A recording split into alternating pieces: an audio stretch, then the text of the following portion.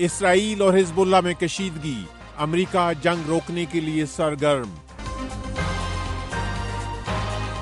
قاہرہ میں اسرائیل حماس جنگ بندی مذاکرات بغیر کسی نتیجے کے ختم۔ یوکرین میں ہوٹل پر بمباری، برطانوی میڈیا ٹیم کا ایک رکن ہلاک، 2 زخمی۔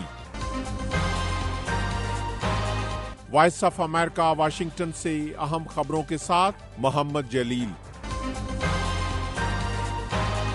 امریکہ نے کہا ہے کہ وہ اسرائیل اور لبنان کی عسکریت پسند تنظیم حزب اللہ کے درمیان مزید کشیدگی اور جنگ کے پھیلاؤ کو روکنے کے لیے سخت محنت کر رہا ہے۔ وائٹ ہاؤس کی قومی سلامتی کے مشیر جیک سالیون نے ایک پریس کانفرنس میں کہا کہ وہ اس بات کی توقع کرتے ہیں کہ تازہ ترین لڑائی علاقائی جنگ کا باعث نہیں بنے گی۔ انہوں نے کہا کہ امریکی حکام اسرائیلی ہم منصبوں کے ساتھ رابطے میں ہیں اور کشیدگی کو پھیلنے سے روکنے کے لیے کام کر رہے ہیں۔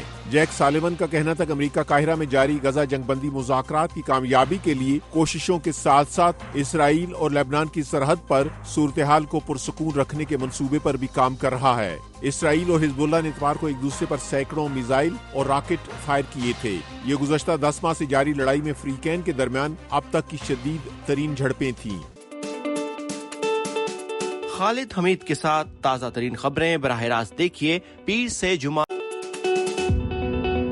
قاہرہ میں حماس اسرائیل جنگ بندی مذاکرات بغیر کسی معاہدے کے ختم ہو گئے ہیں۔ مصر کے سیکیورٹی ذرائع کا کہنا ہے کہ حماس اور اسرائیل نے ثالثوں کی طرف سے پیش کی گئی کئی تجاویز سے اتفاق نہیں کیا ہے۔ حماس کا کہنا ہے کہ وہ جولائی میں پیش کی جانے والی اپنی تجاویز پر قائم ہے اور اسرائیل کی طرف سے پیش کی گئی نئی شرائط اسے قبول نہیں۔ اسرائیل نے غزہ جنگ بندی کے لیے غزہ مصر بارڈر پر اسرائیلی فوج کی موجودگی اور بے گھر ہونے والی فلسطینیوں کی اپنے گھروں کو واپسی سے قبل اسکریننگ کی شرائط پیش کی تھیں۔ اطلاعات کے مطابق حماس کا وفد قاہرہ میں مصری اور قطری ثالثوں سے ملاقات کے بعد دوحہ واپس چلا گیا ہے۔ تاہم ایک سینئر امریکی عہدیدار نے نام ظاہر نہ کرنے کی شرط پر قاہرہ مذاکرات کو تعمیری قرار دیا ہے اور کہا ہے کہ آنے والے دنوں میں ورکنگ گروپس کی سطح پر بات چیت کا عمل جاری رہے گا۔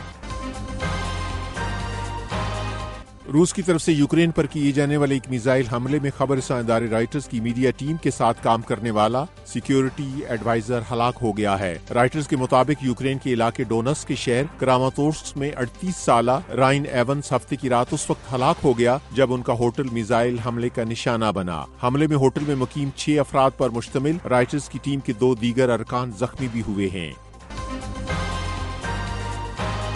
ایران نے کہا ہے کہ وہ مشرق وسطی میں کشیدگی بڑھانے کی کوشش نہیں کر رہا ہے، لیکن حماس کے سربراہ اسماعیل ہانیہ کی ہلاکت پر تہران کا رد عمل یقینی، سوچ سمجھ کر اور مناسب ہوگا۔ ایرانی میڈیا کے مطابق ایران کے وزیر خارجہ عباس ارغنچی نے کہا ہے کہ اسماعیل ہانیہ پر کیے جانے والا حملہ ایران کی سلامتی اور خود مختاری کی ناقابل معافی خلاف ورزی ہے۔ ایران نے 31 جولائی کو تہران میں ہانیہ کی ہلاکت کا ذمہ دار اسرائیل کو قرار دیا تھا، تاہم اسرائیل نے تاحال اس حملے کی براہ راست ذمہ داری قبول نہیں کی ہے۔ ایران کی وزارت خارجہ کے بیان کے مطابق اپنے اطالوی ہم منصب سے ٹیلی فون پر گفتگو کرتے ہوئے ایران کے وزیر خارجہ نے کہا کہ ایران خطے میں کشیدگی بڑھانے کی کوشش نہیں کر رہا ہے، لیکن وہ کشیدگی میں اضافے سے خوف زدہ بھی نہیں ہے۔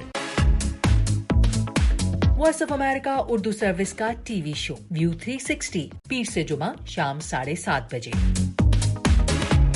روس نے یوکرین کے مختلف علاقوں پر بڑے پیمانے پر ڈرون اور میزائل حملے کیے ہیں، جن میں کم از کم 3 افراد ہلاک ہوئے ہیں۔ یوکرین کی فضائیہ نے کہا ہے کہ روس کے ڈرون حملے اتوار کی شب شروع ہوئے جو پیر کی صبح تک جاری رہے۔ یہ حملے یوکرین کے مشرقی، شمالی، جنوبی اور وسطی علاقوں میں کیے گئے ہیں۔ حالیہ ہفتوں میں یہ روس کی طرف سے یوکرین پر سب سے بڑا ڈرون حملہ تھا۔ یوکرین کے حکام کا کہنا ہے کہ دارالحکومت کیف کے آس پاس کے علاقے میں 10 ڈرونز کو تباہ کر دیا گیا ہے۔